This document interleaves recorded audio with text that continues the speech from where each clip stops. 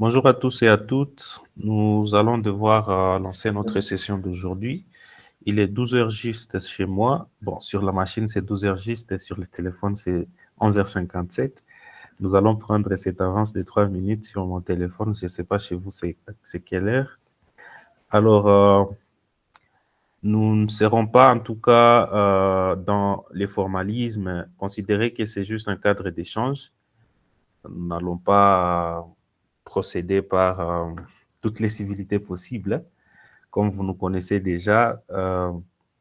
Et pour ceux-là qui ne nous connaissent pas, c'est Ikiota Hub, accélérateur d'entreprise installé en ville de Goma depuis 2023, mais notre histoire commence en 2013 à l'ILPGL. Il y a dans le groupe, si vous êtes dans le groupe WhatsApp, réseau Ikiota Hub, vous allez trouver toutes les informations relatives à notre histoire, ce que nous avons déjà fait, l'impact et tout. Et aujourd'hui, il a été question d'organiser une session qui porterait sur les clés d'un plan d'affaires bancable.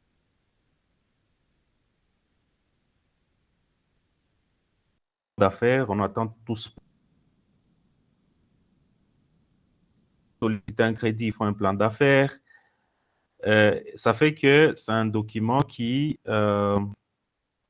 on ne peut pas entreprendre sans, si on veut en tout cas mobiliser des fonds, mais ce n'est pas une obligation pour ceux-là qui sont dans cet entrepreneuriat pratique où ils sont en train de développer leur activité sans pouvoir solliciter des fonds ou de partenariats avec des structures qui pourraient leur apporter soutien, notamment les incubateurs, les banques et également toutes les initiatives des organisations de développement qui font des appels à projets. Alors, je vais essayer de m'attarder sur des aspects théoriques du plan d'affaires, mais quand même, rassurez-vous, nous allons entrer en profondeur sur tout ce qui est aspect pratique de développement des plans d'affaires. Nous allons vous montrer des cas pratiques, des cas d'école que vous pouvez exploiter. Alors, je vais tout d'abord me rassurer que vous avez accès à mon écran. Est-ce que vous avez accès à mon écran? OK, donc vous voyez les clés d'un plan d'affaires.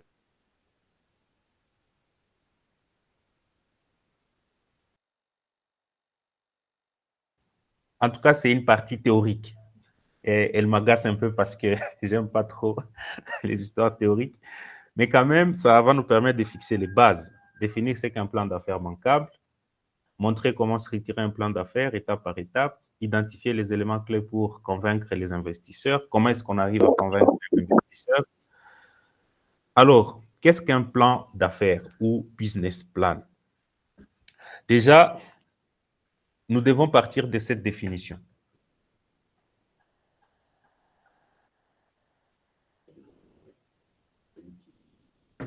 Euh, il semble qu'il y a quelqu'un qui a son microphone activé. Ah oui, il est sur une rue carrément. Ok, je vais quand même poursuivre. Ça ne va pas poser problème, j'espère.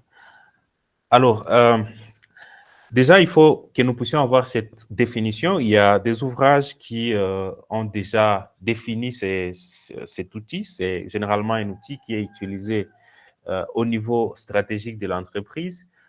C'est-à-dire, un plan d'affaires, d'abord, c'est, ou business plan en anglais, c'est un outil de planification stratégique. Planification stratégique.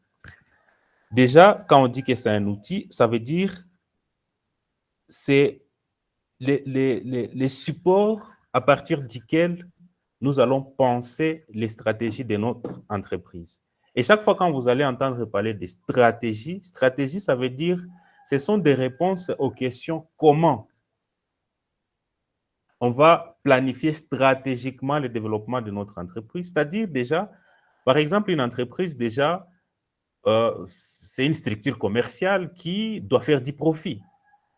Et donc, votre plan d'affaires, c'est cet outil qui va vous permettre de définir la démarche par laquelle vous allez passer pour dégager des profits, pour vendre vos produits, pour produire, pour organiser votre personnel. Même les aspects juridiques, c'est vrai qu'il y a des templates par lesquels on n'exige pas les aspects liés au juridique, mais ça vous permet également de savoir, OK, les activités commerciales que je serai en train d'organiser, que ce soit l'achat de la matière première, toute la partie logistique et même jusqu'à la commercialisation, après la transformation, tout cela, déjà, ces classes, vous allez effectuer toutes ces activités dans un environnement qui est régulé, c'est-à-dire il y a déjà le gouvernement qui intervient dans cet environnement, et dans cet environnement, il y a des règles que vous devez suivre, et ces règles-là sont régies par des textes, notamment, par exemple, nous sommes dans l'espace OHADA, où les formes des sociétés sont déjà définies. Et donc, dans votre plan d'affaires, considérant les activités commerciales que vous serez en train d'organiser, vous devez également définir la forme juridique que vous allez exploiter. Et donc, votre plan d'affaires, c'est déjà ces ponts qui sera établi entre votre situation actuelle, la situation A, et la situation B, c'est-à-dire l'idéal auquel vous aspirez. Et cela va toucher tous les aspects de votre entreprise, en commençant par les aspects liés, déjà sur le plan structurel, les aspects liés à ce que vous allez commercialiser, les produits, comment vous allez obtenir ces produits, sur quel marché vous allez les vendre, les interactions avec ceux-là qui sont déjà opérationnels sur ce terrain, les financements de toutes ces activités, comment vous allez l'obtenir. Et donc, ça fait que c'est un tout qui doit vous permettre à ce que vous puissiez bien communiquer avec des investisseurs, qui va vous guider dans la prise de décision, qui va vous permettre de structurer votre idée, et surtout cette partie de présentation aux investisseurs. Ça veut dire déjà que, à part le fait qu'un plan d'affaires soit un outil de planification stratégique, mais c'est également un outil de communication. C'est vrai que ça peut sembler être théorique, mais il faut savoir que personne ne peut deviner ce que vous faites. Et donc, il faut mettre ce que vous pensez, ce que vous envisagez faire dans un document pour que cela puisse être bien communiqué avec des gens qui peuvent vous aider, qui peuvent être soit vos fournisseurs, qui peuvent être vos financiers. Généralement, ce sont des investisseurs qui vont vous exiger ces plans d'affaires ou des bailleurs de fonds de manière générale. Mais tout plan d'affaires n'est pas forcément bancable. C'est-à-dire, un plan d'affaires bancable, c'est ce plan d'affaires qui est destiné aux services bancaires qui doivent évaluer votre entreprise afin que vous puissiez bénéficier des services bancaires, notamment les crédits. Et donc, tous les autres produits financiers qui peuvent être destinés aux entreprises. Et ici, on définit qu'un business plan bancable est un document convaincant qui répond aux attentes des partenaires financiers, notamment des banques et des investisseurs. Il se distingue par sa capacité à démontrer la viabilité, la rentabilité et le potentiel de croissance d'un projet et assurer les parties prenantes sur la solidité du plan. Ici, tout ce qu'il faut savoir, c'est qu'on ne peut pas investir dans un projet qui n'est pas viable, un projet qui n'est pas rentable, un projet qui n'a pas un potentiel de croissance. Déjà, comprenez cela. C'est-à-dire, pendant que vous êtes en train de développer votre plan d'affaires, vous devez vous assurer que vous avez ressorti les éléments qui doivent prouver de la viabilité de votre projet, de la rentabilité et de son potentiel de croissance. Tout ceci reste d'abord théorique, mais nous allons essayer de comprendre pratiquement comment est-ce que cela se décline. Mais le plan d'affaires n'est pas le seul document, n'est pas le seul partout où vous irez en tant qu'entrepreneur, où vous serez amené à communiquer avec des potentiels investisseurs, que ce soit au niveau des banques, que ce soit au niveau d'autres structures de financement, comme les organismes de développement, l'AFD, l'Alliance française de développement, pour Parco, ou des business angels ou des entreprises de capital risque. Tous ceux-là vont vous exiger tout un ensemble de petits documents-là qui peuvent leur permettre de mieux comprendre ce que vous faites, ce que vous voulez faire, qui peuvent leur permettre de conduire des analyses afin qu'ils puissent évaluer si vous êtes viable, si vous êtes rentable, etc. Et donc, parmi ces documents-là, nous avons les deux types de pitch. Il y a les pitchs qu'on appelle les pitch decks. Désolé. Il y a les premiers les pitchs qu'on va appeler les pitch decks, c'est le deuxième ici, troisième colonne, après, donc 1, 2, 3. Avant les pitch decks, nous avons les elevator pitch, mais ici, c'est généralement tout ce qui est, c'est comme en français, c'est pitch ascenseur. C'est un peu considéré une occasion fortuite où vous êtes dans une conférence où vous voulez monter, c'est pas dans l'ascenseur et puis vous trouvez quelqu'un qui peut être intéressé à votre projet. Juste le temps, ça peut prendre 1 minute, vous êtes ensemble. Vous devez, pendant ce temps-là, pouvoir être à mesure d'effectuer votre présentation. C'est là qu'on va appeler pitch ascenseur. Et il y a aussi les pitch decks. C'est généralement un document que vous allez préparer sous PowerPoint. Ça peut aller jusqu'à 30 slides, mais moi, je conseille toujours 20, donc entre 15 et 20. Et dans la mesure du possible, vous pouvez même vous limiter à 10. Mais si vous avez des éléments, en tout cas, à présenter, c'est jusqu'à 20 slides. Et ces pitch decks, c'est alors ces documents, c'est PowerPoint que vous allez préparer et que vous pouvez être amené à présenter dans une salle où il y a des investisseurs, où il y a des gens qui peuvent être intéressés à votre projet. Il y a aussi le résumé exécutif. D'ailleurs, le résumé exécutif fait partie intégrante du plan d'affaires, mais il y a aussi possibilité de préparer un petit document qu'on va appeler, bon, c'est juste une page, qu'on va appeler résumé exécutif, que vous pouvez transmettre tel quel. Ça peut être par mail, ça peut être, je ne sais pas. Vous présentez, c'est comme la synthèse de votre plan d'affaires. C'est ça les résumés exécutifs. Voilà pourquoi même on le retrouve encore dans les plans d'affaires, dans les premières pages. Il y a aussi les business plans. Vous pouvez aller jusqu'à 30 pages. Je vais vous montrer un plan d'affaires qui est allé jusqu'à, je ne sais pas, 190 pages. Et donc, tout dépend. Ça veut dire qu'il y a des plans d'affaires qui peuvent, par exemple, pour vous qui êtes au démarrage et surtout pour les activités où ce sont des concours et autres, les gens n'auront pas le temps de lire ce que vous allez écrire. Il ne faut pas articuler un plan d'affaires autour de beaucoup de textes explicatifs et tout, non. Il faut juste mettre un accent sur les éléments importants que je vais vous montrer plus tard. Et donc, ça ne peut pas dépasser 30 pages. À la limite, 40, mais en tout cas, considérez que c'est entre 20 et 30 pages. Bien qu'il y ait d'autres, par exemple, un projet industriel qui va valoir des millions de dollars, ça peut aller jusqu'à même 200 pages. Les business model Canvas, ça c'est l'anglais, mais en français, c'est les modèles économiques. Les modèles économiques, c'est aussi, ça peut être sous forme de bloc, un schéma, où vous connaissez sûrement peut-être, où vous expliquez comment vous allez gagner l'argent. C'est ça même les business. Un business model Canvas ou modèle économique qui n'explique pas clairement comment vous allez gagner de l'argent, ce n'est pas un business model. Alors, l'idée là, c'est de dire, OK, je dois expliquer aux gens comment je gagne l'argent. Et donc, vous présentez les business models, votre modèle d'affaires. Et ces business models Canvas, vous pouvez encore les retrouver dans les pitchs sous forme schématique. Et aussi, il y a des questionnaires d'idées. Et ça peut être 2-3 pages, mais il y a aussi d'autres types de questionnaires d'idées qui se présentent sous forme de proposals pour des organisations internationales qui peuvent chercher à financer des projets, où vous allez trouver des formulaires avec des questions auxquelles vous allez répondre. Et ça fait carrément toute la présentation du projet. Et je vais vous montrer même un autre qui est à plusieurs pages, qui est utilisé au FPI et qui joue déjà les rôles de plan d'affaires, plus ou moins. Mais c'est aussi une façon de recueillir les idées sur un projet qui doit être exécuté.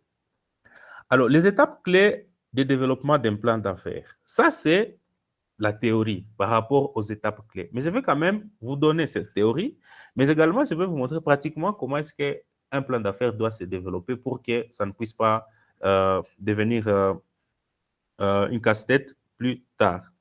Alors, la première la vision du projet. Avant,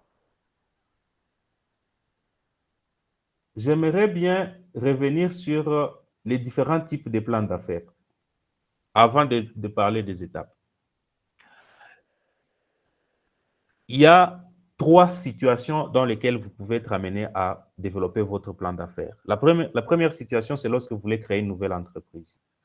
C'est-à-dire, vous êtes là, vous dites, OK, je vais me lancer, mais je vais avoir quand même un document qui va réunir toutes mes idées. Ça, c'est la première situation. Mais je vous conseille déjà, il ne faut pas toujours aller dans des théories de développement des plans d'affaires pour chaque projet, non. Il y a des projets pour lesquels il suffit juste d'abord de savoir dans qu'est-ce que vous voulez faire, vous vous lancez, vous commencez à apprendre par là. C'est-à-dire parce qu'au final, il faut avoir un produit qu'il faut vendre. C'est seulement en ayant, euh, ces contacts sur le terrain, hein, avec des clients que vous pouvez pouvoir être en mesure de construire votre plan d'affaires. Ça vous évite d'être dans des théories parce que moi, je dirais que tous les plans d'affaires qui sont des plans d'affaires fragiles, basés sur des mensonges, mais quelqu'un qui est déjà sur le terrain, qui apprend du terrain et qui commence à collecter des informations sur ce que sont ses clients, les produits, comment est-ce qu'il doit se présenter, qui sont ses concurrents, c'est lui qui va construire un plan d'affaires réaliste. Dans le cas contraire, ce sera juste une satisfaction personnelle et un mensonge qui peut vous conduire à croire à un document que vous avez passé beaucoup de temps à développer, mais qui n'est pas réaliste. Et donc, après que vous ayez défini votre idée, il faut l'analyse des marchés. Analyser le marché, une analyse des marchés approfondie, il y a deux façons pour vous d'approcher les marchés. Vous pouvez approcher les marchés de manière empirique. Une approche empirique du marché, ça veut dire ce que vous allez vendre sur le marché, vous l'avez déjà, le prototype. Vous l'exposez au marché, vous pouvez commencer à le commercialiser. Déjà ici, considérez que c'est un secret. Bon, ce n'est pas un secret ou ça va dépendre de vous. Mais considérez déjà le fait que si vous vous êtes déjà lancé sur le terrain, considérez que tout ce que vous avez déjà fait était de l'étude de marché, une forme d'étude de marché. Est-ce qu'on va appeler l'étude de marché empirique? Vous vous êtes déjà frotté à la réalité. Mais il y a aussi une possibilité pour vous de conduire une étude de marché théorique où vous allez collecter des données et ces données vont vous permettre à ce que vous puissiez comprendre les tendances et tout ça, les besoins des clients et tout. Mais le plus important, c'est de parler avec les gens. C'est ça l'étude de marché. Ce n'est pas seulement avoir des formulaires circuler par-ci, par-là, mais c'est de parler avec les gens, leurs préférences. Et aussi, il faut savoir qu'on ne demande pas aux clients ce qu'il veut. Non, on l'observe. On observe les clients dans les conditions, dans les situations de consommation. Et c'est seulement à partir de là qu'on peut déduire son besoin. Ça, pour mieux comprendre cet aspect, c'est en tout cas, il faut suivre la formation que nous donnons parce qu'il y a des étapes d'observation et tout ça qui peuvent vous permettre de déduire des informations pertinentes afin de comprendre les clients. Une façon de conduire les discussions avec les clients pour que vous puissiez comprendre son besoin. Mais si vous lui demandez ce dont il a besoin, généralement, les gens ne savent même pas ce dont ils ont besoin. Les besoins, vous les déduisez de son comportement.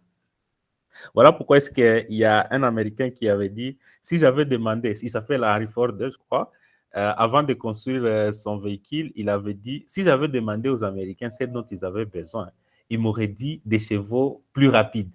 Parce que tout ce qu'ils savaient par rapport au déplacement de marchandises et tout ça, c'était l'utilisation du cheval. Mais lui, il avait déjà une idée de l'automobile et tout ça, de ce qu'il devrait en faire. C'est ça la solution. Donc, les Américains n'avaient pas besoin de la solution genre véhicule, voiture, ni même les chevaux. Ça, c'est une façon dont la solution s'exprime. Mais et tout ce dont ils avaient besoin, c'est de quitter d'un point A vers un point B avec leurs marchandises. C'était ça les besoins. Donc, je ne sais pas si vous saisissez cette particularité. Et donc, avant de vous lancer, vous pouvez faire votre plan d'affaires. Et déjà, le plan d'affaires que vous faites avant de vous lancer, c'est un plan d'affaires qui va vous permettre de définir déjà comment vous allez évoluer. Le deuxième plan d'affaires, c'est lorsque vous estimez que vous voulez lancer, par exemple, un nouveau produit, vous voulez vous voulez ouvrir d'autres filiales, il y a d'autres activités qui viennent s'ajouter, vous voulez pivoter, changer les produits que vous commercialisez, vous voulez mobiliser d'autres fonds pour vous développer dans d'autres villes, c'est ce qui peut vous conduire à rédiger un autre plan d'affaires. Il y a d'autres situations particulières qui peuvent vous conduire à rédiger des plans d'affaires, c'est des situations du genre, vous voulez acheter une autre entreprise. Ça ne se passe pas trop souvent chez nous parce que nos entreprises n'ont pas en tout cas de valeur marchande pour être commercialisées, faire ce qu'on va appeler fusion, acquisition et autres. Et donc, ces étapes dont il est question ici sont des étapes alors qui vont dépendre de quel type de plan d'affaires vous aurez. Mais ces étapes ici que j'ai énumérées, ce sont des étapes qui sont générales pour n'importe quel type de plan d'affaires que vous allez développer. Et donc, l'idée est essentielle. Une étude de marché, c'est pour mieux comprendre. Et il y a cette approche empirique. Vous mettez en valeur les relations que vous avez déjà sur le terrain avec vos clients, les prototypes que déjà vous avez, vous les visualisez dans cette étude de marché, vous donnez le feedback des gens par rapport à ces prototypes. Ça fait partie déjà des éléments qui peuvent prouver que vous comprenez les marchés et c'est ça même l'analyse des marchés dont il serait question. La stratégie d'entreprise. Et donc, ici, maintenant, une fois que vous avez compris les marchés, vous savez quoi commercialiser sur le marché, vous connaissez les prix et tout, vous devez alors définir la stratégie de votre entreprise. Et chaque fois qu'on va dire stratégie, je vous rappelle, c'est comment on va se déployer sur les marchés. Alors, les comment, même pas se déployer seulement, mais aussi comment on va développer notre entreprise. Mais tout cela ne peut pas être pertinent si vous n'avez pas une vision. Une vision par rapport à la façon dont les gens consomment. Par exemple, la circulation à Goma dans les transports urbains et tout, il y a une situation A. Ça veut dire, vous comprenez par exemple les marchés, les clients, comment est-ce qu'ils réagissent par rapport à ces services-là de transport, la mobilité urbaine. Mais vous pouvez avoir une vision, vous dites, moi, je voudrais améliorer ceci et faire en sorte que les gens puissent se déplacer dans de bonnes conditions et je ne sais pas quoi. Ça peut partir déjà de votre vision. Vous voulez que les gens se déplacent de la meilleure manière possible, même peut-être pour les voyages comme les vécu par exemple de Léo Léo. C'est lui qui avait lancé cette idée-là, c'était arriver le même jour. Déjà, même dans le nom du concept, il y a sa vision. Le même jour, il veut que les gens puissent arriver à destination le même jour. Parce que déjà, ça partait d'un problème où on comprenait que pour arriver de Goma, je ne sais pas, à Butembo ou à Beni, il faut, je ne sais pas, prendre 3 jours ou je ne sais pas.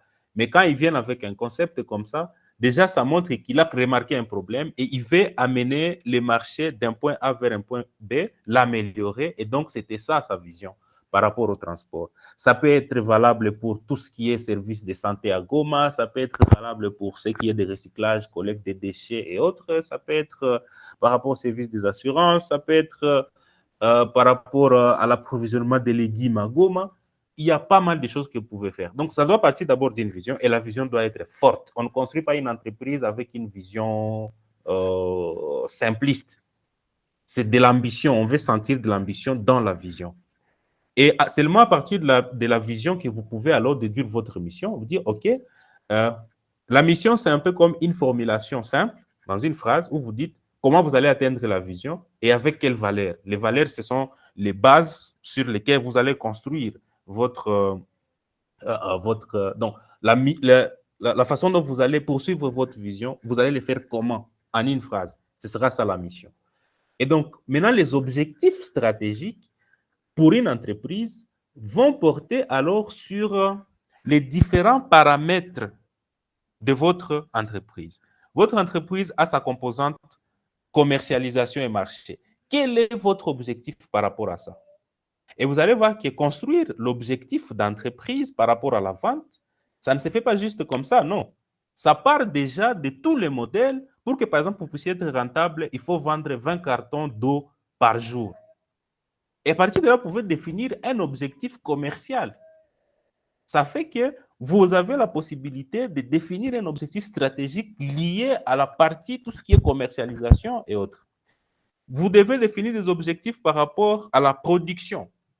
Atteindre tel volume de production ou je ne sais pas quoi. Ça, c'est aussi une fonction principale de votre entreprise.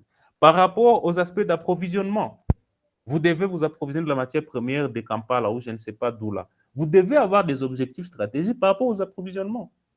Vous devez avoir des objectifs stratégiques par rapport au renforcement des capacités de votre personnel. Et déjà, vous voyez que quelqu'un qui est déjà avancé, ce serait déjà lancé. Parce que chaque fois quand vous définissez les objectifs stratégiques de votre entreprise, ça veut dire vous pouvez les décliner en actions concrètes que vous allez conduire sur le marché. Mais quelqu'un déjà qui s'est déjà lancé, et chaque fois qu'il y a des objectifs stratégiques, il y a des objectifs opérationnels que vous allez exécuter chaque année, que vous pouvez poursuivre. Et donc, il y a déjà des engagements que vous avez faits, il y a des dépenses que vous avez engagées. Ça peut être un produit à développer, vous l'avez déjà développé. Ça veut dire quand vous allez rédiger votre plan d'affaires, vous devez montrer que c'est de l'argent. Vous avez déjà constitué une liste de clients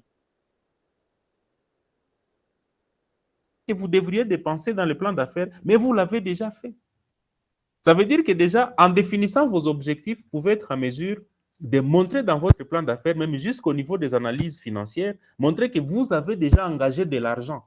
Même si ce n'était pas de l'argent en espèces, mais c'est vos efforts, c'est votre réseau, c'est tout ce que vous avez déjà accumulé comme actif qui peut justifier de ces dépenses-là.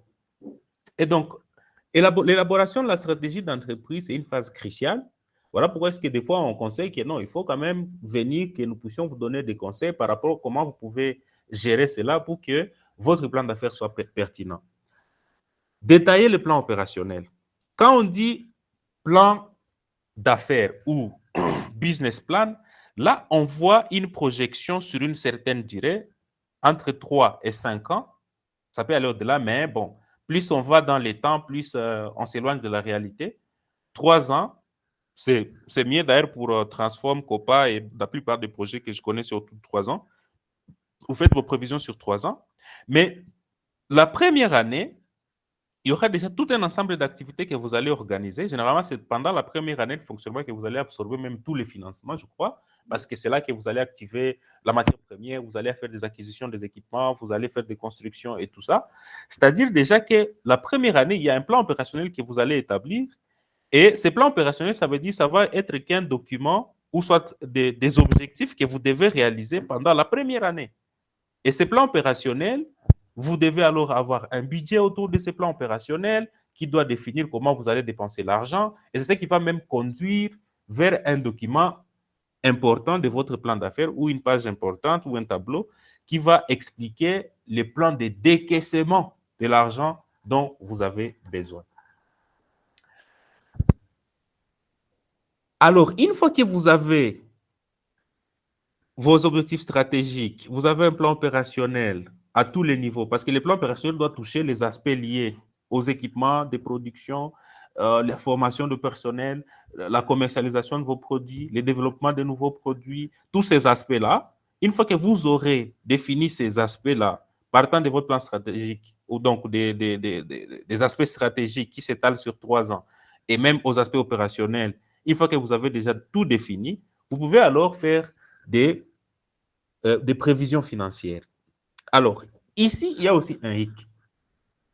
Il y a ceux-là qui vont faire des prévisions financières qui vont montrer qu'ils partent des zéros et puis ils ont besoin d'argent pour faire tout ce dont ils ont besoin. Toute leur planification, non, toute la somme d'argent que nous allons recevoir, ça va nous permettre de dépenser. Donc, ils ne vont rien apporter. Hein? Ils vont juste dire que l'argent, on va affecter même de la formalisation jusqu'à je ne sais pas quoi. Non. Généralement, ça n'intéresse pas les bailleurs. La plupart des bailleurs viennent pour financer des aspects spécifiques de votre entreprise.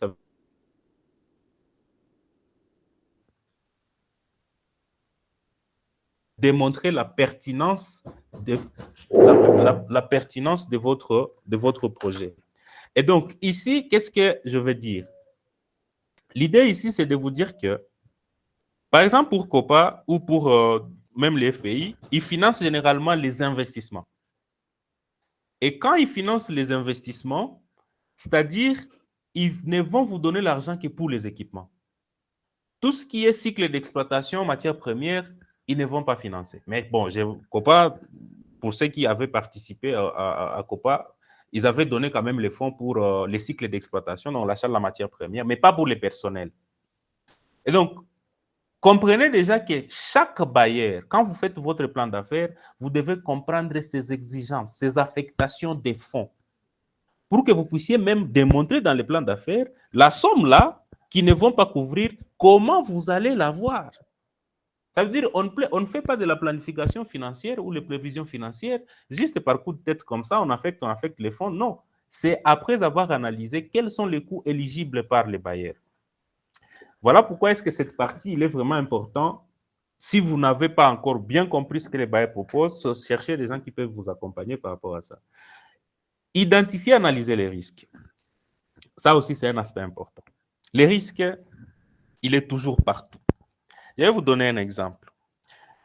Pour ceux-là qui vont solliciter les financements COPA, vous n'aurez l'argent qu'après peut-être une année ou une année et demie.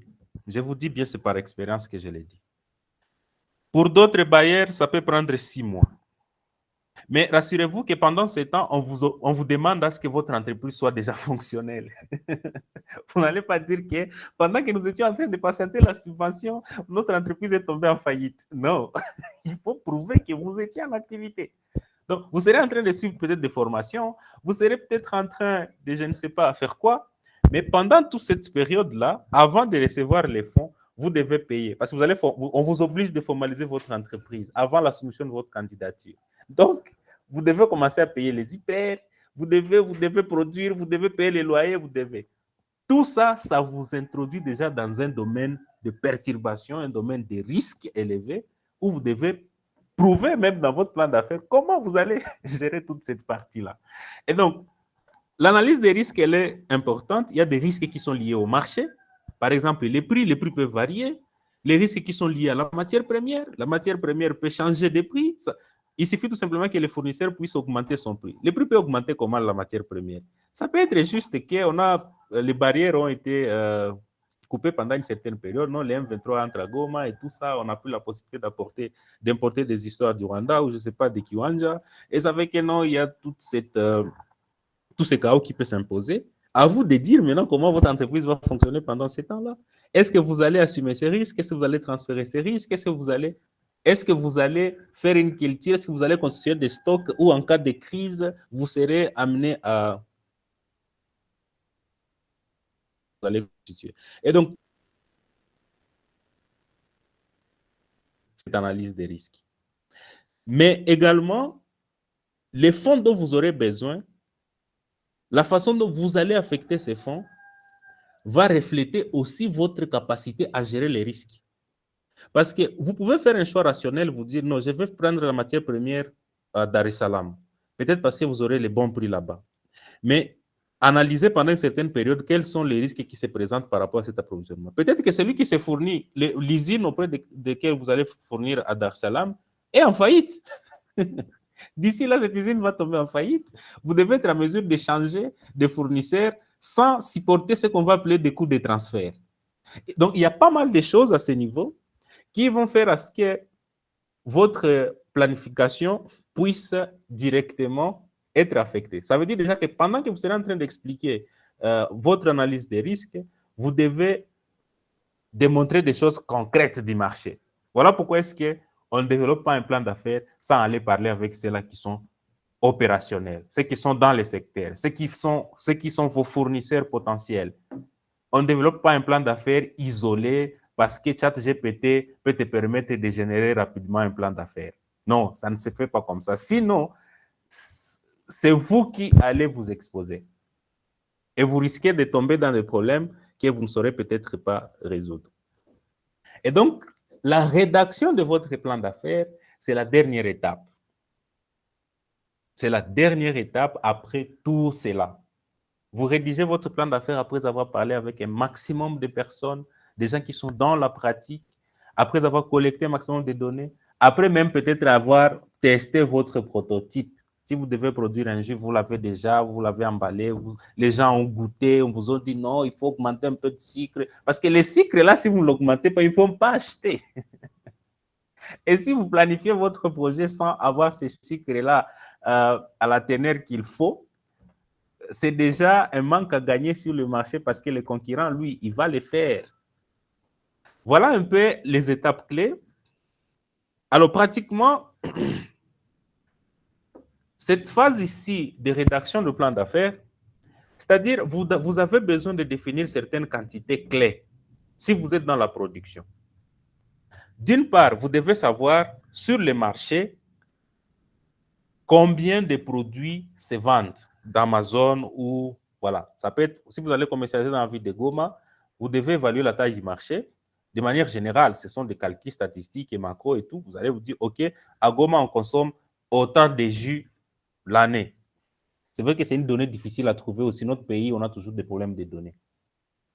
Alors, vous vous dites, OK, si c'est des jus de maracuja ou je ne sais pas quoi, vous dites, OK, c'est autant de jus de cette catégorie pour telle catégorie d'individus, parce que là aussi, il y a des aspects liés au marché. Ça part maintenant de la formation que nous donnons. Et une fois que vous avez ces chiffres-là, vous pouvez vous dire, bon, OK, moi, je vais me lancer sur ce marché, considérant mon réseau de distribution, réseau de partenaires et tout ça, je peux être en mesure de vendre au moins 2 cartons par jour. Parce que c'est là maintenant qu'on se dit qu'on est réaliste ou pas.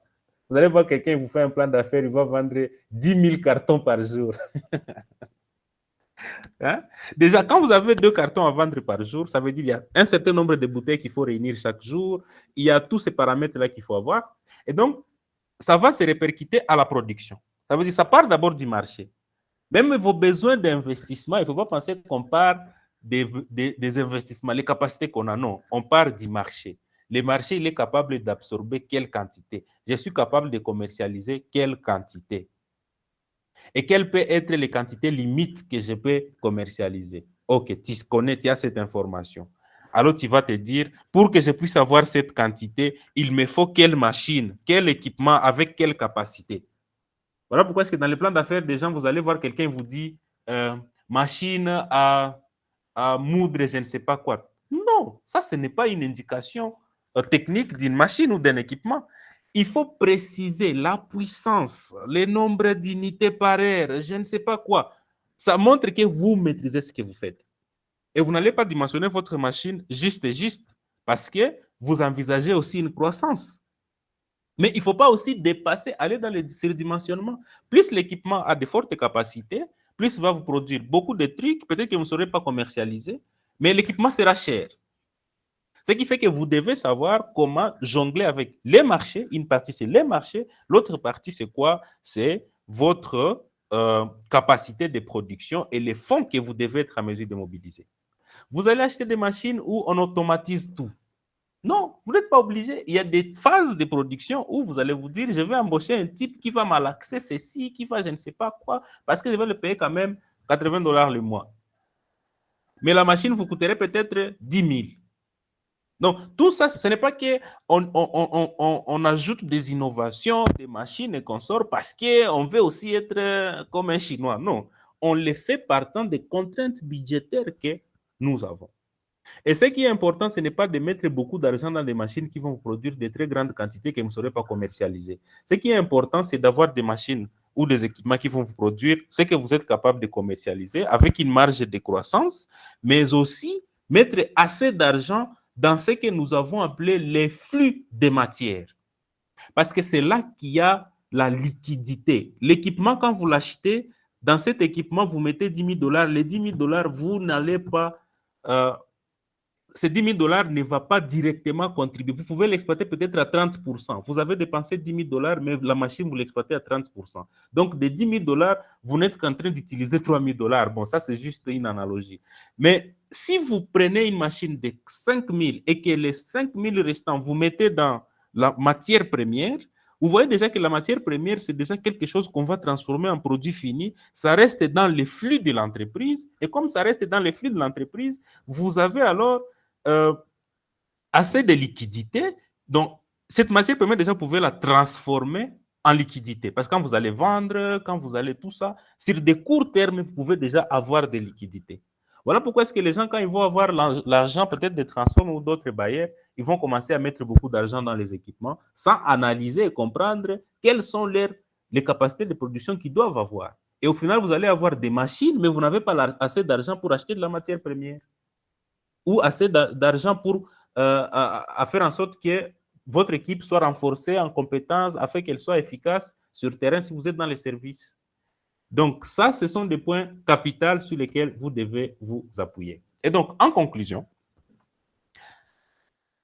déjà, comme nous sommes dans le contexte, par exemple, des COPA et autres, il faut savoir que ça ne sert aussi à rien de faire un plan d'affaires si vous n'êtes pas éligible. Il faut d'abord maîtriser, comprendre les critères d'éligibilité. Parce que si vous n'êtes pas à mesure de satisfaire les critères d'éligibilité, on ne peut pas avoir le temps de lire ce que vous allez écrire comme plan d'affaires. Vous allez voir quelqu'un perdre beaucoup de temps à rédiger un plan d'affaires, mais il n'a pas travaillé sur ces critères d'éligibilité. Les critères d'éligibilité sont clairs, on va encore vous les renvoyer. Pour être éligible comme PME, pour être éligible comme COPA et comme jeune entreprise. Jeune entreprise, ça ne signifie pas seulement entreprise gérée par les jeunes, non. Les entreprises qui sont naissantes, nouvelles, en quelque sorte, avec au moins 3 mois de fonctionnement. 3 mois de fonctionnement. Donc, vous êtes déjà en retard si vous ne vous êtes pas encore formalisé. J'ai parlé avec un collègue du guichet unique. On peut l'inviter pour ceux-là qui sont prêts à formaliser. On peut déjà le faire même à partir de notre bureau. Et donc, comprenez que, mais déjà, il m'a dit en passant, c'est une parenthèse que j'ajoute, il m'a dit qu'ils vont déjà se réinstaller. Je suis sûr qu'ils l'ont déjà fait. Je l'avais retrouvé. Il m'a dit récemment, il y a au moins une semaine, qu'ils ont déjà un bureau et tout ça, qu'ils vont relancer les guichets uniques. Ça, c'était une parenthèse.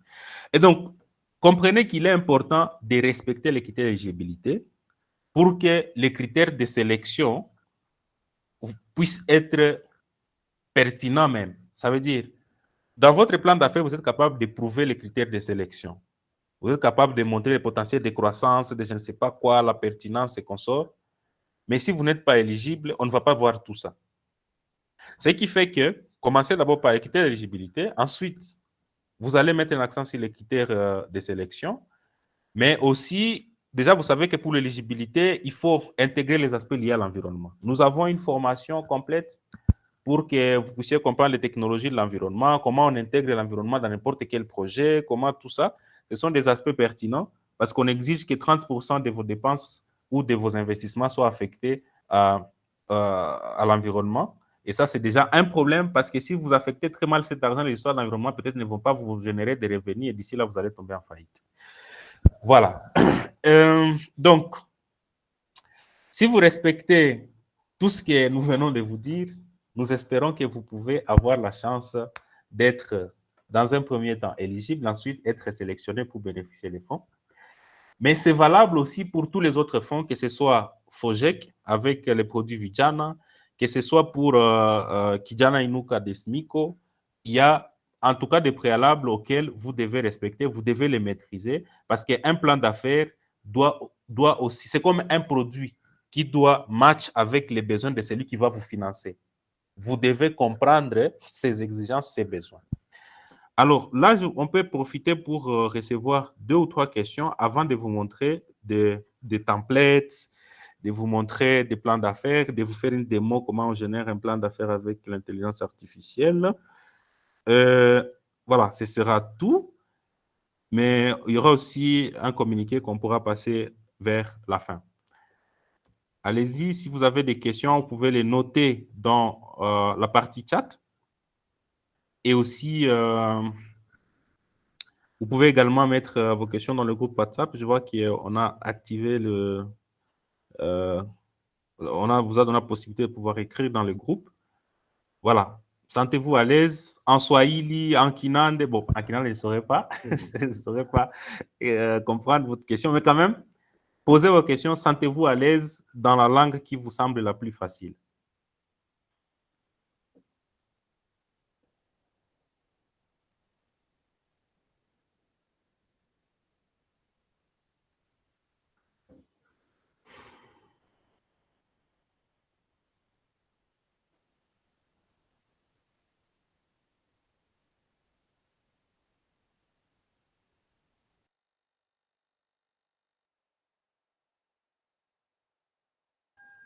Alors, s'il n'y a pas de questions, je vais directement procéder,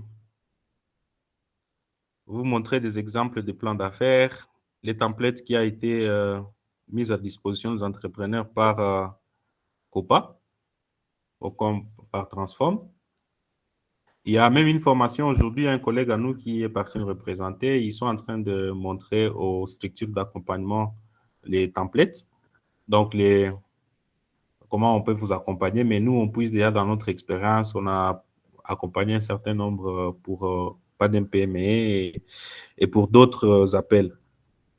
Alors, là, je veux vous montrer un exemple d'un plan d'affaires complet d'une industrie.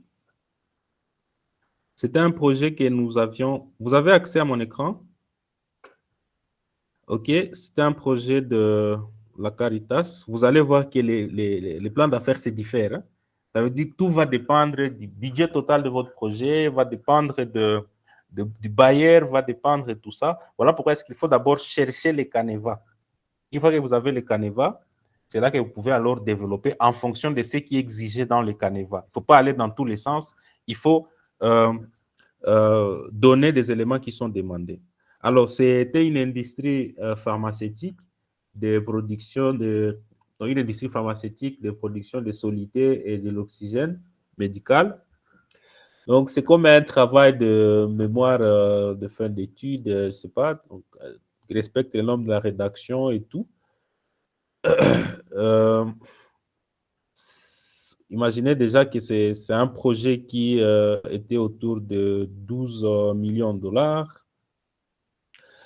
Et la structure du document, comme vous allez voir ici, il y a la présentation du projet où on va faire une description de produit, origine du projet, la vision, les stratégies, on les set ici, objectif du projet, stade d'avancement du projet, structure organisationnelle, c'est ici que on va montrer la répartition du capital, localisation de siège social, gestion, équipe de gestion, analyse de l'environnement et marché. Ici, on fait caractéristiques de l'environnement. Ici, il y a des histoires qu'on appelle pestel, porteur et tout. Mais la chance que nous avons est que pour Transform, on n'exige pas ces niveaux de rédaction. Moyens de production, organisation. Ici, c'est ici que vous allez voir comment est-ce que vous définissez vos besoins en termes d'équipement, parce que tout cela doit partir des capacités de production que vous visez, les procédés de production que vous aurez à mettre en place. Pour chaque étape de production, il y a un équipement, il y a un personnel, il y a un outil à acheter. Voilà pourquoi est-ce que vous ne pouvez pas avoir des besoins en investissement sans savoir quels seront les processus de votre entreprise, les processus de production. Si vous n'avez... Voilà pourquoi est-ce que même il est important que quelqu'un puisse avoir d'abord son prototype, parce que quelqu'un qui a le prototype connaît les défis pour avoir les produits. C'est à partir de là qu'il peut dire, OK, ça, je vais automatiser, ça, ce sera quelqu'un qui va emballer, ça sera je ne sais pas quoi, pour que les budgets soient réalistes. Si vous ne faites pas ça, c'est quelqu'un qui n'a pas de prototype va aller dans les livres, chercher des histoires et tout ça, Amazon, sans comprendre réellement ce qu'il est en train de faire. Stratégie marketing et moyens commerciaux, comment on va vendre et tout ça, et en fait les analyses financières. Vous allez voir que c'est un document avec beaucoup de littéraire parce que bon, c'était destiné aux gens qui sont dans des niveaux académiques. Vous voyez qu'il y a les VEC dedans et tout. La structure organisationnelle, voilà. Pour les entreprises naissantes, il faut prendre le temps de bien présenter les promoteurs et vous, l'équipe. On investit généralement, donc pour les entreprises naissantes, on investit sur la tête des gens qui portent le projet. C'est ce qui est important. Il faut être en mesure de vous vendre. Et vous vendre, c'est vendre l'expérience que vous avez par rapport au projet que vous portez. C'est-à-dire, déjà, vous devez vous lancer dans des secteurs où vous avez de l'expérience, où vous comprenez ce que vous allez faire, ou trouver des gens qui vont vous aider à faire en sorte que les projets soient pertinents. Vous allez produire des histoires, chercher un chimiste qui sera cofondateur ou qui sera directeur ou qui sera je ne sais pas quoi, que vous allez également présenter ses titres, sa photo, je ne sais pas quoi, et son expérience dans le projet. Alors, c'est ça ici, ce qu'on appelle analyse pestel, ensuite analyse porteur et tout. Il y a aussi cette partie pour la production. Il fallait identifier chaque étape de production et les besoins en équipement. Pour tout ce qui est, pour avoir des bouteilles, il faut telle machine, ses capacités. Vous voyez que les machines sont système de distribution, tuyauterie, tout ça, on donne des spécifications, les capacités et tout. On ne les fait pas juste, on donne le nom de la machine. Non, on donne toutes les spécifications, les caractéristiques parce que ça donne une idée sur quelqu'un qui maîtrise ce qu'il est en train de faire. Les processus de production, lui aussi on le précise, les étapes, les intrants, les extrants, les besoins ressources humaines et les équipements pour chaque étape. Parce que c'est en listant ces équipements que vous allez identifier les investissements que vous allez faire. Une fois que vous avez identifié les investissements que vous allez faire, c'est là que vous pouvez voir, OK, les approvisionnements, comment on va les gérer. Les besoins en matière première par rapport aux quantités que nous serons en train de vendre, les contraintes liées aux approvisionnements. Il faut 3 mois pour sortir la Chine jusqu'à Goma. Il y a pas mal de choses que vous devez identifier, les échéances, ce sera sous quelle forme pour que ça soit bien conditionné dans les transports, etc. Vous allez utiliser des chambres froides pour transporter des histoires, mais vous n'avez pas donné les caractéristiques de ces produits qui seront dans les chambres froides. Il y a aussi les équipes, combien vous allez les payer et tout ça. Dans un plan d'affaires, on ne met pas de salaire genre $20 le mois. Il faut respecter les SMIG. Les SMIG, aujourd'hui, c'est autour de $5, je crois. Donc, $5 par jour, vous faites le calcul, c'est un nombre de jours l'année, c'est ce que vous allez trouver le salaire minimal. Bien que ça peut conduire des fois que votre projet ne soit pas rentable, dans la réalité, c'est là que vous gérez tout le reste. Et donc, les plans d'affaires, il faut respecter les normes, il faut le traitement de votre personnel, il faut que ça se comprenne, on puisse suivre de près ce que vous faites. Voilà, partout là, on montre les équipements et tout. Je vais vous montrer, pour les analyses financières, on ne met pas tous les tableaux. Je vais vous montrer tous les tableaux, comment ils se présentent, mais on met seulement 4 tableaux principaux. On peut aller jusqu'à 5. Le premier tableau, c'est le bilan d'ouverture. C'est-à-dire, le bilan d'ouverture, c'est quoi? C'est comment vous allez avoir l'argent. Hein? Est-ce qu'il y aura des apports en capital? Est-ce que vous allez prendre un crédit? Est-ce que tout ça, est-ce que ce sera une subvention? L'argent que vous avez ou les capital, donc les fonds initiaux que vous aurez, ce sera structuré comment? Ce sera des apports en capital, ce sera une subvention, ce sera des emprunts. Et comment vous allez affecter ça? Vous allez acheter des équipements, les immobilisations corporelles, les immobilisations incorporelles, vous allez acheter de la matière première, des stocks, c'est ça les bilans d'ouverture. Ensuite, il faut les comptes de trésorerie. Les comptes de trésorerie, ça va montrer alors comment l'argent, les flux d'argent, les entrées, les sorties au courant de l'année vont s'opérer et même sur plusieurs années si possible. Mais on peut le faire aussi pour une année, ce n'est pas du tout un problème. Il y a les comptes de résultats. Les comptes de résultats, c'est ce qui va prouver alors la rentabilité de votre projet. Hein? La première partie du compte de résultats, c'est le total de vos ventes, ce qui va faire votre chiffre d'affaires. Alors, vous faites toutes les déductions des charges, les charges variables, les charges fixes. Les charges variables, c'est tout ce qui est lié à la matière première, tout ce qui, chaque fois quand vous vendez un, vous êtes obligé aussi de dépenser un parce que c'est une charge variable qui évolue avec les ventes. Et donc, où il y a les charges variables, les charges fixes, il y a aussi des taxes que vous devez payer et tout ça pour montrer, OK, on aura tel résultat net après le paiement des impôts à la fin de l'année. Et puis, il y a un tableau important, c'est celui-ci. C'est non, pas celui-ci, c'est le tableau ici, les ratios financiers. Quelqu'un qui va mettre de l'argent dans votre projet doit comprendre les ratios financiers de votre projet. Doit comprendre la valeur actuelle nette que vous devez savoir comment calculer en fonction de tous les chiffres que vous donneront tous les autres tableaux. Parce que, donc, il faut que le tableau puisse synthétiser tous les paramètres importants de votre projet. Les chiffres d'affaires, les taux de croissance, marge brute d'exploitation. Pour les anglophones, ils mettent un accent là-dessus, ils appellent ça les EBITDA. Il y a pas mal de choses ici, excédent brut d'exploitation, résultat net, voilà, c'est les EBITDA ici, excédent brut d'exploitation, résultat net, c'est de rentabilité, point mort. Point mort, ça veut dire après combien de mois vous allez commencer à être rentable. Il y a pas mal de choses qu'il faut mettre. Voilà, les besoins d'investissement, c'est-à-dire un tableau aussi qui explique maintenant pratiquement, concrètement, c'est comme un budget, comme un devis, tout ce que vous allez acheter et autres. Mais dans les annexes, vous pouvez mettre les emprunts, comment est-ce que, si vous allez prendre un emprunt, comment ces emprunts vont se répercuter sur toute l'année, comment est-ce que vous serez en train de rembourser l'argent, donc le capital à rembourser, début de période, remboursement total, remboursement des intérêts, remboursement capital, tout ça. Vous devez montrer, parce que c'est ces remboursements ici que vous allez déduire au niveau de votre trésorerie, surtout pour la partie capitale, et Parce que ce sont ici, pour les traitements comptables ici, c'est les capitaux que vous allez rembourser dans les flux de trésorerie, c'est là que vous allez montrer. Mais les charges et les coûts financiers, vous allez les montrer dans votre compte de résultats. Ça veut dire les intérêts qui seront en train de s'accumuler, comment vous serez en train de les payer. Même pour la consommation de l'énergie électrique, pour chaque équipement, sa puissance et tout ça. Mais ici, c'est lorsqu'on veut faire un plan d'affaires, en tout cas professionnel. Il faut alors ajouter dans les annexes les factures pro forma. Les factures, par exemple, pour l'usine là, déjà, il y a ce qu'on appelle la solution clé en main.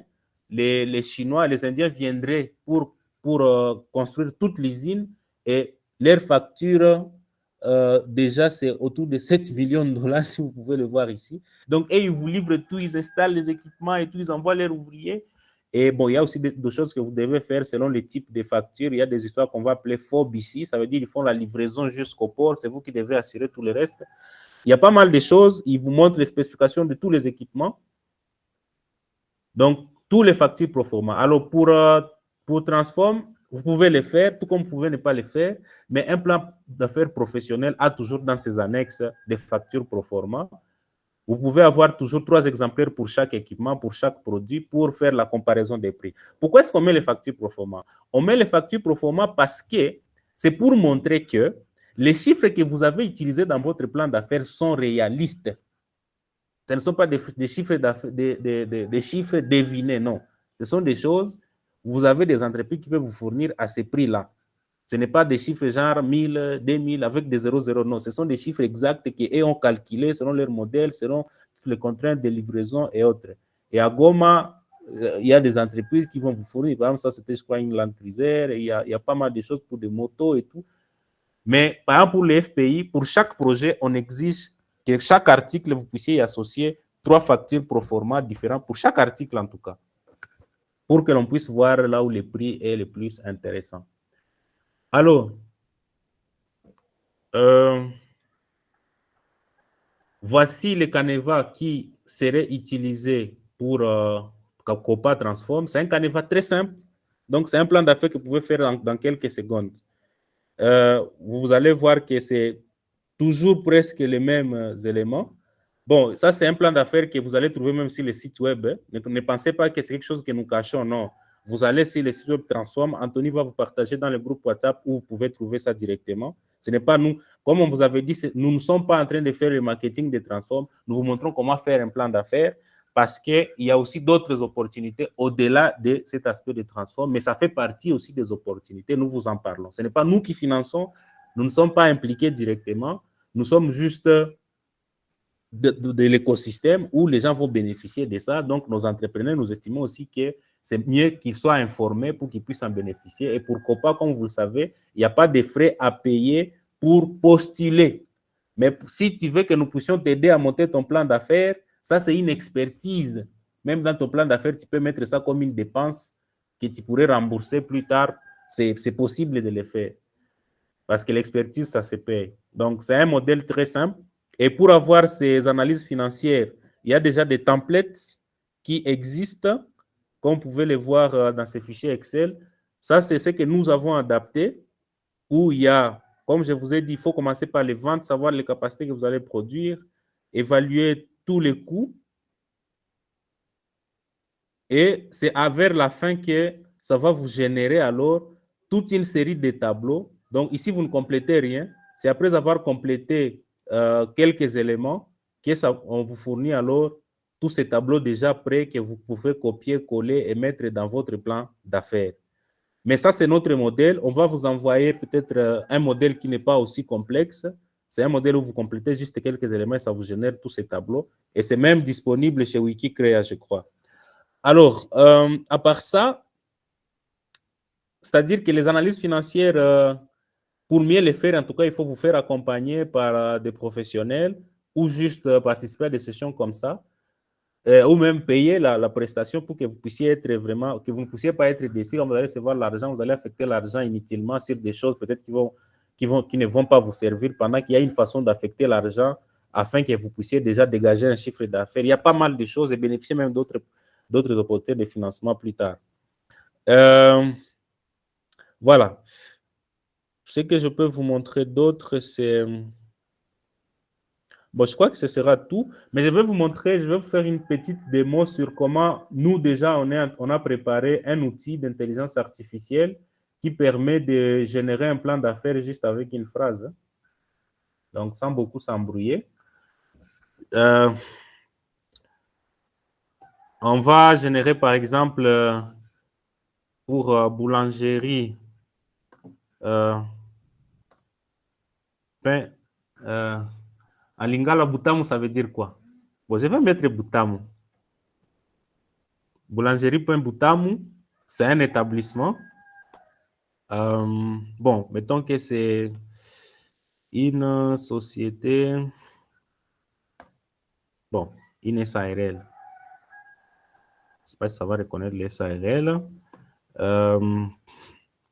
Marché Goma. Je mets juste des mots-clés. Marché Goma. Budget de départ. On va commencer notre boulangerie avec 5 000 $. C'est seulement ces éléments. Et donc, il y a la possibilité de mettre une petite description ici. Ça peut être un peu long pour que ce soit trop professionnel. C'est ce qu'on va appeler maintenant les prompt engineering ici. On pourrait vous enseigner ça, comment on les fait, vous donner accès à cet outil. Mais pour générer un plan d'affaires dans notre outil, c'est 20 $ par plan d'affaires. Donc, ne vous inquiétez pas, on est aussi capitaliste. Pour la partie ici, c'est quand vous avez déjà fait votre business model et tout, vous pouvez importer le business model et ça génère le plan d'affaires. Je tape juste à côté là, ça commence déjà la génération. Vous voyez déjà, ça reconnaît les noms. Donc, boulangerie Pain Butamu est une SARL basée sur le marché de Goma qui vise à apporter des produits de boulangerie frais de haute qualité à la population locale avec un budget d'entreprise, objectif de devenir un acteur incontournable dans le secteur de la boulangerie en proposant une large gamme de pains. Ça reconnaît déjà que c'est du pain, pâtisserie et consorts. Description du projet, origine du projet. L'origine du projet réside dans le constat d'une demande croissante. Selon le marché local, il est apparu un vide en proposant des pains et des pâtisseries artisanaux préparés avec soin et passion. Face à cette opportunité, l'idée de créer une boulangerie répondant à tout ça, ça écrit votre plan d'affaires. Si ça ne génère pas très bien les éléments, vous pouvez toujours reproduire jusqu'à ce que ça soit plus pertinent. Et ça fait l'analyse de la concurrence, ça vous donne les formats. S'il y a maintenant si on avait chargé les concurrents, ça pourrait automatiquement compléter si les concurrents analysaient les forces et faiblesses et autres. Voilà pourquoi est-ce que la rédaction, c'est la dernière phase. Après avoir rempli, collecté un maximum d'informations, vous les introduisez dans ces modèles et vous générez votre plan d'affaires qui est basé sur la réalité. Pour la production, ça vous génère aussi les cycles de production, préparation de la pâte, façonnage élevé, cuisson, refroidissement et stockage. Les intrants ici, oh là là, je viens de faire une bêtise parce que je les demande de régénérer encore un autre plan d'affaires. Ce sera toujours boulangerie Pain Butamu, ne vous inquiétez pas. Donc, ça génère chapitre par chapitre. Ça ne fait pas le tout du coup, parce que ça analyse ce que ça produit comme information. Même pour les choix juridiques, Boulangerie Pain Butamu sera enregistré sous la forme d'une société limitée. Nous avons opté pour cette structure juridique en raison de sa simplicité de création, de son régime fiscal avantageux, de la limitation de la responsabilité des associés. Nous avons déjà obtenu un numéro d'immatriculation et tout ça. Voilà, ça revient sur les éléments. Ça fait l'analyse SWOT ici, je crois. Produits de qualité artisanale, service client personnalisé, équipe motivée. Voilà. Et si vous voulez que ça puisse aller dans un sens où vous voulez, vous pouvez toujours mettre dans les instructions, je veux que ma boulangerie soit comme ça et tout ça. Ça vous permet d'avoir en tout cas des précisions. Là, nous sommes en train d'aller vers la fin de notre webinaire. Le temps juste que ça puisse finaliser la génération. Voilà, ça revient encore sur le procédé de production. Préparation des ingrédients, façonnage élevé, cuisson, conditionnement. Ici, ça analyse capacité de production maximale par mois, approvisionnement en matières premières, facteurs contraignants, ça identifie tout. Les horaires de production, ça identifie tout. Ça analyse même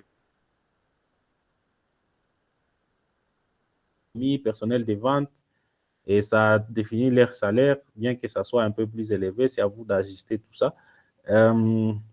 Un Butamu, segment de clientèle, Voilà, et puis ça fait le calcul avec les 5 000 $ que vous avez, je crois, en termes de besoins, donc des besoins de démarrage, frais d'établissement, frais d'ouverture comptaire, logiciel et formation, impôts, marques et brevets, droit d'entrée, tout ça, achat, fonds de commerce ou pas, droit au bail, caution ou dépôt de garantie et tout. Et les documents, vous pouvez l'avoir sous PDF. On n'a pas encore intégré les... Vous pouvez l'avoir aussi sous Word. On n'a pas encore intégré toute la partie des analyses financières détaillées, mais il y a des collègues qui sont en train d'y travailler. Ce sera disponible le plus tôt possible. Le document, il est là, comme vous pouvez le voir. Si c'était en Word, déjà, vous pouvez l'adapter comme vous voulez, mais ça vous aurait déjà donné tous les éléments que vous pouvez alors adapter. Et donc, tout dépend de ce que vous introduisez en entrée. Si vous avez des données plus précises, ça va vous fournir des informations pertinentes. OK, on peut procéder à une phase de questions-réponses plus rapidement pour 3 minutes ou 5 minutes max. Comme ça, on conclut notre session d'aujourd'hui. Il y aura juste un communiqué qu'on va passer vers la fin. Voilà. Voilà, il semble que dans les chats, il y a déjà des questions. On va y aller, mollo. Eric, voilà. Je voulais savoir, après avoir fini nos plans d'affaires, allons-nous vous envoyer les observations finales? Oui, il n'y a pas de souci, mais nous sommes capitalistes. Vous pouvez peut-être générer ça à partir du système. Vous payez les 20 $ pour la génération et ensuite, on peut vous donner ces services-là d'évaluation gratuitement parce qu'il faut quand même que vous puissiez payer quelque chose. Si nous avons un bon projet convaincant théoriquement, mais qui nous oblige un fonds basique pour commencer, il faut laisser ou comment. Mais bon, déjà ici, nous sommes dans un contexte où on vous sensibilise à postuler au COPA Transform. Les gens vont recevoir jusqu'à 20 000 $ là-bas. Et même pour Fojek avec Vijana et même Kijana Inuka, il donne jusqu'à 20 000. Pour Vijana, il donne jusqu'à 100 000. Et tout cela, il y a des conditions. Peut-être prochainement, on aura une session pour vous expliquer alors pour Kijana Inuka, pour Vijana et tout ça, quelles sont les conditions spécifiques et comment nous pouvons vous aider. Si notre projet a une qualité du type PME, mais ne remplit pas les critères d'au moins que faire.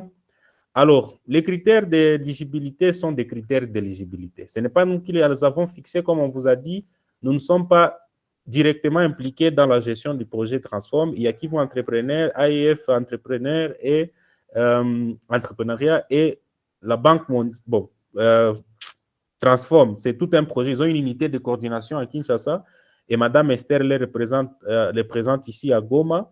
Donc, si vous avez besoin, vous avez des questions spécifiques, il faut aller voir Madame Esther. Je peux vous passer son numéro ou soit vous pouvez aller à son bureau, prendre rendez-vous et discuter avec elle.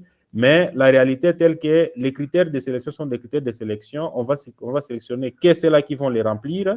Parce que, croyez-moi, ce sont les gens qui vont les remplir, qui vont démontrer. Ça va montrer qu'ils ont les soucis de pouvoir mettre en pratique leur projet. Il ne faut pas y aller comme si c'était les Moussaada, non. Les business, c'est les business. Là, il faut prouver que vous êtes crédible. Et la crédibilité, déjà, c'est de remplir les critères d'éligibilité.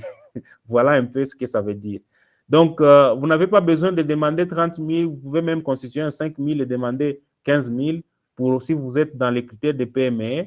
Donc, c'est déjà bien. Parce que nous pensons qu'à partir du moment où vous avez un petit fonds que vous avez mobilisé, vous pouvez venir pour que nous puissions mettre un plan pour que vous puissiez bénéficier. Alors, après que vous ayez bien affecté les premiers fonds, vous pouvez alors bénéficier de Vijana, ainsi de suite, et avoir une entreprise qui peut alors évoluer dans les différentes approches de financement.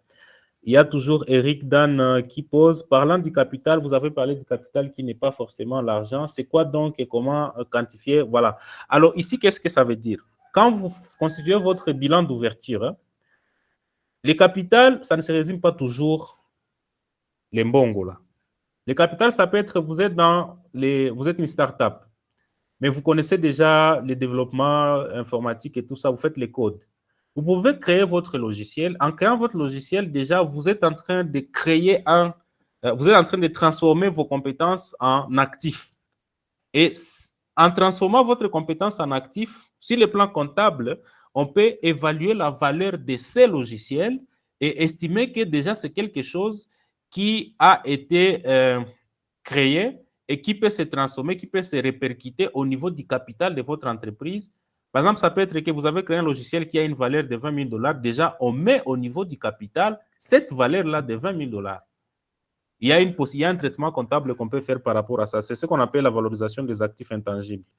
Quelle peut être la différence entre chiffre d'affaires et capital? Ici, c'est carrément, c'est très simple. Le chiffre d'affaires, c'est le cumul des ventes que vous faites au courant d'une année. C'est-à-dire, vous vendez des choses, on vous donne l'argent, vous faites la somme, c'est ça le chiffre d'affaires. Le capital, c'est l'argent que vous constituez pour créer votre entreprise. Et cet argent-là, vous pouvez l'affecter alors à acheter des équipements, même pour la formalisation et tout ça. Donc, c'est l'argent que vous apportez. Les associés apportent pour créer votre entreprise, pour acheter les équipements et tout ça. Voilà, donc c'est ça les capitales. Et ça se présente, ça se remarque au niveau du bilan d'ouverture ou même des bilans carrément de votre entreprise.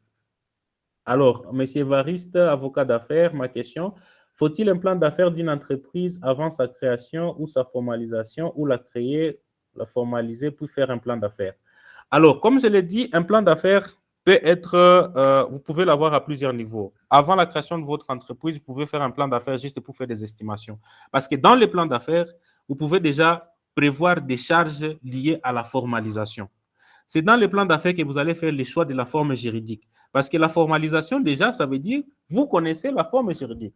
Par exemple, déjà, quand vous êtes une start-up, je vous conseille de créer des SAS, des sociétés par action simplifiées. Parce que c'est ce qui peut nous permettre, de notre côté, quand vous venez, à pouvoir vous présenter à d'autres types d'investisseurs qui peuvent apporter des apports. Il y a différentes approches de financement pour les start-up. Ce qui fait que, en tout cas, les plans d'affaires, comme business plan en anglais, c'est avant la création, ça peut être pendant, si vous voulez vous diversifier, tout ça évoluer, ou ça peut être dans des situations exceptionnelles, des fusions, acquisitions et autres. Et donc, la création, le plan d'affaires, ce n'est pas toujours que, ce n'est pas situé à une étape donnée, non. C'est en cas de besoin que vous le faites. Et les besoins, c'est généralement des besoins stratégiques de l'entreprise parce que c'est un outil stratégique. Parce que la stratégie, même parmi vos stratégies, vous pouvez avoir déjà la stratégie, la forme juridique, c'est déjà une stratégie. Vous créez une SAS parce que dans vos stratégies, vous envisagez lever des fonds auprès des business angels ou venture capitalistes, et c'est la SAS ou SA qui va vous permettre de les faire. Et donc, vous pouvez déjà les prévoir dans votre plan d'affaires avant même de vous formaliser. Ce qui fait que même après la formalisation, vous pouvez toujours développer votre plan d'affaires parce que c'est le document de base et il n'est pas figé. Le plan d'affaires, ce n'est pas une prophétie par rapport à l'avenir. Non, le plan d'affaires, c'est un document qui doit évoluer dans le temps. Il peut arriver que même vous puissiez vous dire, OK, j'ai créé un établissement, je vais changer, je vais aller vers une société par action simplifiée ou une société à responsabilité limitée. Là aussi, même pendant l'évolution, vous pouvez toujours vous dire, je vais encore repenser mon plan d'affaires. Donc, ce n'est pas figé par rapport à une situation ou une autre, mais c'est juste un outil stratégique que vous développez en cas de besoin, généralement pour la création, pour le développement ou pour des activités ou des actions exceptionnelles. Sabif, veuillez nous donner la différence entre les comptes des résultats et calcul de la rentabilité.